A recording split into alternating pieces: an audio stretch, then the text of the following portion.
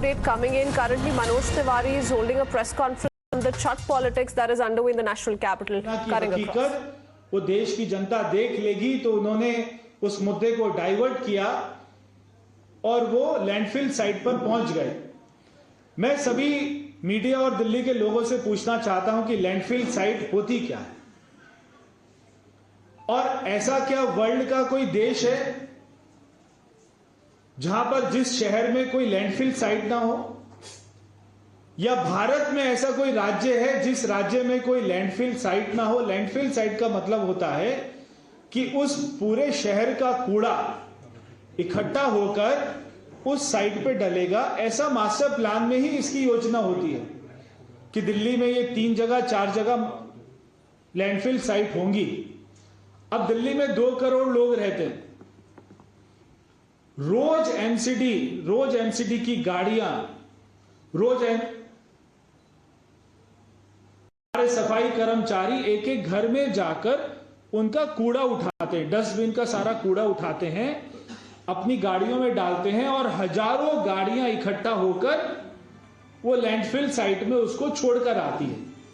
तो 2 करोड़ लोगों का कूड़ा रोज जो इकट्ठा होता है उसको लैंडफिल साइट बोलते हैं। ये कूड़ा कहीं ना कहीं तो इकट्ठा हो गई। एमसीडी ने पिछले 5 सालों में 200 से ज्यादा कंपैक्टर लगाए। जो ढलाव घर थे, हम जब सड़कों से निकलते थे तो देखते थे कि बहुत सारा कूड़ा हमें नजर आता था, तो उन्होंने वहां पर कंपैक्टर मशीन लगा दी कि सारा कूड़ा कंपैक्टर मशीन में जाएगा। वहां पे All right, so a heated exchange of words certainly taking place between the BJP and the Aam Aadmi Party over Chhat Puja celebrations in the national capital. Let's quickly play out another ground report filed by my colleague earlier on to put this in perspective. The corner, and we are reporting from Kalindi Kunj. It's one of the prominent ghats and distant ghats of the Chhat devotees who celebrate Chhat festival every year at this particular ghat. But the major problem that they face is the problem or the froth and foam that floats over the Yamuna surface. Now let me just show you from the visuals here. This is the particular froth which is absolutely hazardous and toxic for the people and the devotees especially who every year pray at the Kalindi Kunj.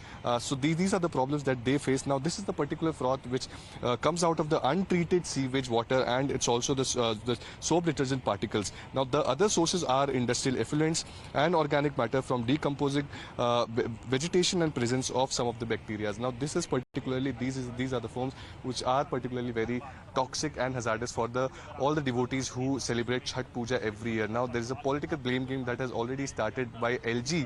The Lieutenant Governor has given a nod to the particular the destined ghats where the Chhat Puja could be celebrated, but the situation here is quite tense. The people of Delhi has been facing this particular problem since a very long time, especially the Chhat Puja devotees. With video journalist Vibhay Baghel, this is Nukul Jashura for Times Now from New Delhi.